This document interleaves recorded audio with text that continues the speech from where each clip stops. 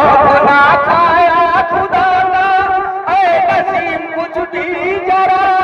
और याद कुछ भी ना किया और इस नसीब पे मुस्तफा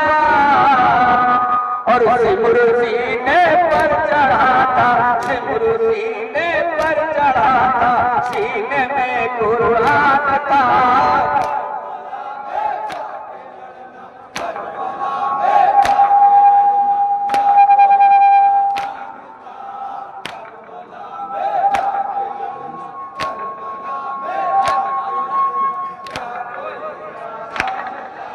सदर के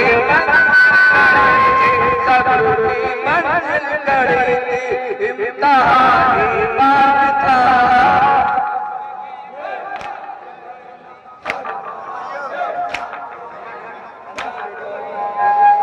सफीपुर